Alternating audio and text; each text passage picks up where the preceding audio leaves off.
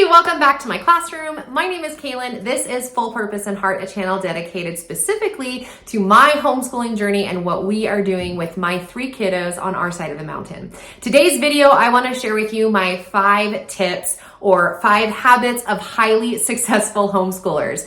I have read several blogs that list 18, 15, 32 habits for successful homeschooling. And I have curated that list and added a few of my own to what I feel are really the 5 things that if you implement, then you can have a successful homeschooling journey. Whether you're at the very beginning of the year or the end of the year, or you've been homeschooling forever, it's just some good tips for us to review and remember so that as we get started in a new school year, that we're ready to go.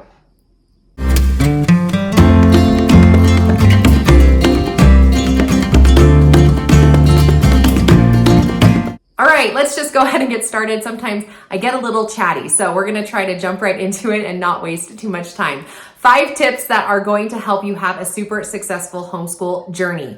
And tip number 1 that I wanna give you is that successful homeschoolers have a mindset that they are all in. They are all in on homeschooling their kids for as long as possible. Oftentimes I'll talk to homeschooling parents and their approach to their homeschooling journey is, we're going to do it for just this year or in the elementary years. Or I hear a lot of times when they're planning their curriculum in their year, they're like, well, I want to make sure that they are on track with what they're doing in the public school. So if they ever go back, that they're not behind. And this kind of mentality in my mind creates an exit strategy. You always have an exit plan for your homeschooling life. If in the event something gets too hard or confusing or challenging, then you can easily send your kids back to the public school system. And for me, a successful homeschooling journey is going to be one that does not have an exit plan. Homeschooling is your plan. That's the only plan there is. And therefore, when you only have one plan and there's no other way out, then you will do what you need to do and really buckle up your shoes and get the work done even when it's challenging. And so I feel like the best tip and the number 1 tip, if you don't listen to any other of the tips on this video, would be to not have an exit strategy and make sure that when you are planning your school year and getting things going year after year after year, that your intention is, this is all the education that my kids are going to get. And so I'm going to put everything into it. It's not a mindset of, well, I got to keep up and I got to do what the public school is doing. And maybe if this doesn't work out, it's always the only option that there is. All of my other strategies are going to hinge or kind of like piggyback on this idea of there is no exit strategy. Okay, so the second one that I want to give you, the rest of them are in no particular order, but the next successful tip of highly successful homeschoolers is going to be, don't compare your journey to anybody else. Don't compare them to the internet, homeschool influencers. Don't compare them to your co-op families. Don't compare them to anybody else that you meet. And especially don't compare them to public school kids, because your homeschooling journey is going to be completely different from everybody else's. One thing that I love to do is to look and watch and observe what other families are doing and then put those ideas into my homeschool and, of course, tweak them, being the key word. Tweak them so that they fit into what my teaching style is, what my kids are interested in, and how I like to homeschool. And your kids are going to be learning different things than other kids. For example, maybe the neighbors or the co-op family taught their kids the human body when the kids were little. Your kids don't know the human body yet. So suddenly you're like, my kids are so far behind. I don't know what's going on. It doesn't matter. Everybody's learning at a different pace. And this also comes when those core subjects come into play. That's the easiest area for us to compare our kids to other kids, is when we say, my child is in 6th grade math when they should be in 8th grade math, or my child's not reading yet and they're in 2nd grade, or any of those things. I don't have a structured school space like the internet people do. And so therefore my homeschooling journey isn't adequate.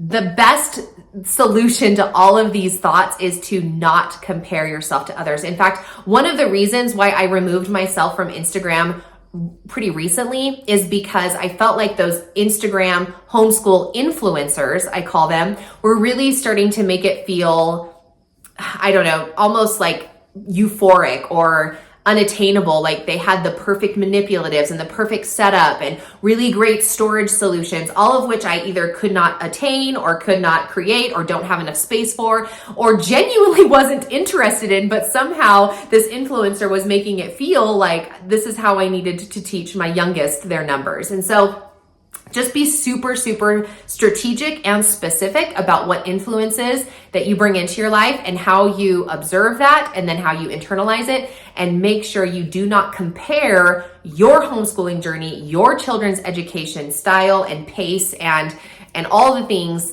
with anybody else's. So that would be tip number 2, is do not compare. Okay, so the third one that I want to give you is that successful homeschoolers are flexible.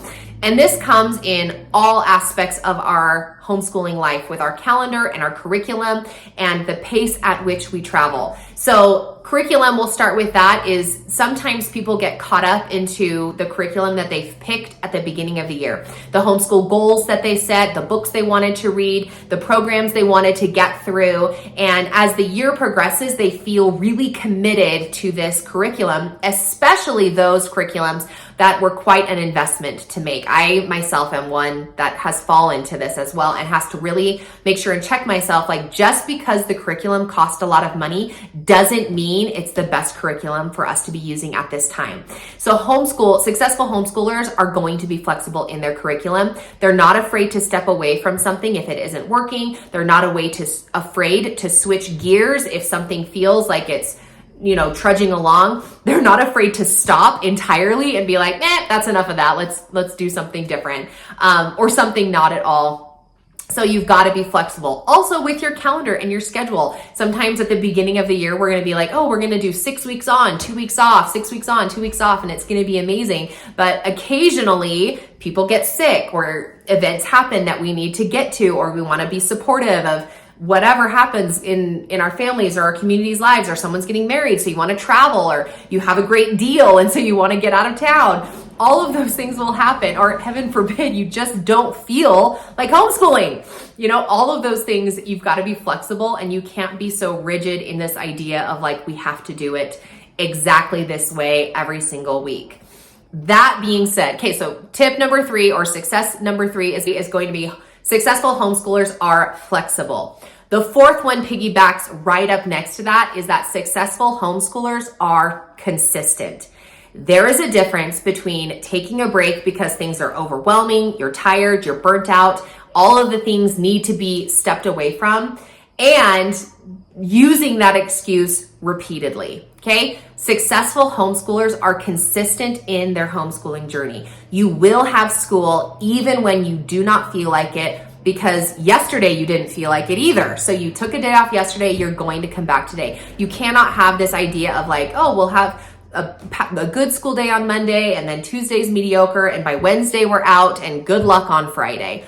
That kind of mentality, although can work, will not bring a super successful journey by the end of the school year, and you're not going to feel like you've really accomplished much of anything, because your conscience is always going to be telling you you gave up all of the time. So as a successful homeschooler, some things that I implement is 1, routine. We always start school at the same time on school days. Every day that it's a school day, we always start the same way. I recently got, if you've seen my previous videos, I had good morning slides that I was putting up on our TV over here in the corner of our room, and it had just the morning tasks that I wanted my kids to get done before I entered the classroom and we officially started family school. We have the same subjects that we do. I have a printed calendar that I use with my kids that I can write down the things that I want to accomplish. We actually plan the school year. I have an overview, like a curriculum map of everything that I want to accomplish. So you've got to have a plan. You've got to have a routine. Having a space set up in your house somewhere where you're always schooling, or maybe you actually take your kids to the library every Thursday, and that's how you make sure you get school done on Thursdays. Whatever your routines are, successful homeschoolers will be consistent in those routines. Because if you're inconsistent, and at the end of every day or at the beginning of the semester, you're like, I'm just too tired, let's take another week off, or things just aren't working out, or we had this unexpected event happen in our lives, I'm so overwhelmed, you still need to be consistent to pull your bootstraps on and be like, well, how can we fit a new routine? Again, going back to being flexible. How can we create a new routine so that despite all of this chaos that is now happening in our lives unexpectedly, we can still put a few elements in to create a school day, okay? So those are the 4.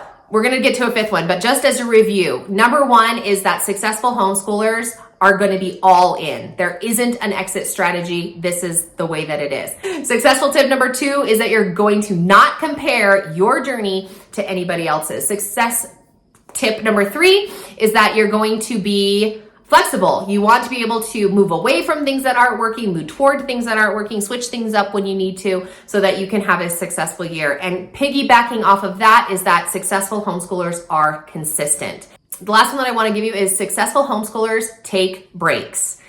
I don't care who you talk to, but if they are telling you that they take 100% attendance and they never miss a day and everything is perfect, then they are lying to you, because successful homeschoolers are not a Monday through Friday, 8 to 3 o'clock school day. It is always something where something came up and they only did one lesson, or they did no lessons, or everything felt a little chaotic.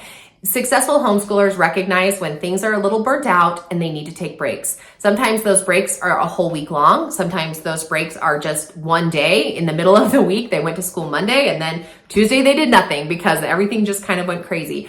And so scheduling those breaks is wildly successful. I often schedule breaks. We do not do school on Friday. That is a scheduled break, but as well as having unscheduled or unplanned breaks. Allowing your mind to not feel guilty, like, oh, we should do school. Okay, well, as soon as I get home, I'm going to do school. Just allowing your mind to be like, we're not going to do school today, and I'm not going to feel guilty about it. Giving yourself the permission to take breaks, because a public school year is 180 school days, but I'm not going to lie, like our homeschool year is nowhere near that. I don't count my days. I don't take attendance that way, but I can guarantee we are nowhere near 180 school days. So successful homeschoolers give themselves the permission to have breaks regularly.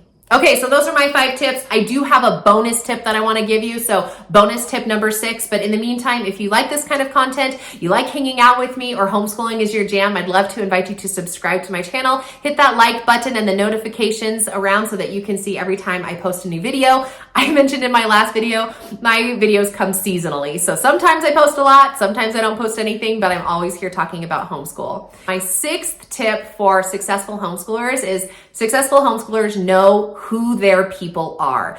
We know who we can talk to about homeschooling and who we don't talk to about homeschooling. Now that can be within the homeschooling community as well as outside of the homeschooling community.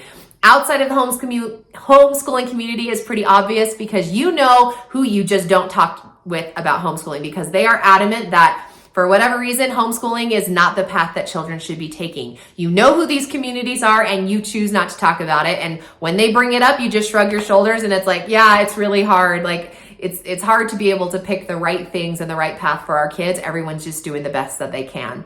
You also know within the homeschooling community who your people are, because everybody homeschools so differently. And you do not want to associate yourself with people who are not encouraging, or who don't have your same teaching style. Because when you associate with those people, you're constantly feeling like you're not keeping up, or you're overexerting yourself, or sometimes you're accumulating more things thinking that that's going to make homeschooling better, when in fact it's only making it messier or harder to keep up, or whatever it is. So you know who your people are within the homeschooling community, so that you can glean off of them and feel strengthened by them. Your friends, your kids can be friends with them, or they can, I've just learned a lot of stuff from outside my own 4 walls in a homeschooling community that are like-minded people. So that's my bonus tip, is you got to know who your people are, and you got to make sure that you kind of cut out or ignore anybody who is not your people. Again, outside of the homeschooling community, which is pretty obvious, but also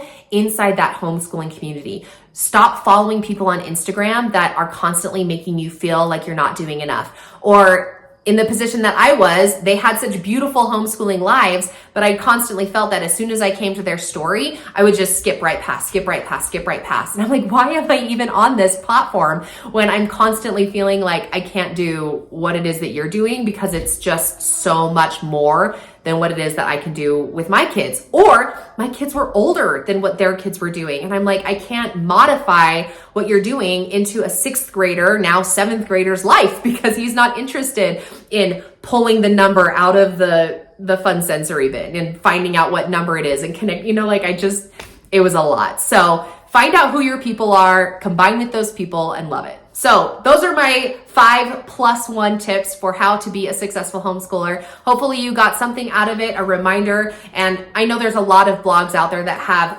oodles more tips, but many of them I feel like aren't entirely necessary. With these 5+1 tips, I think you'll be a successful homeschooler. Thanks so much for watching this video, and we'll catch you in the next one.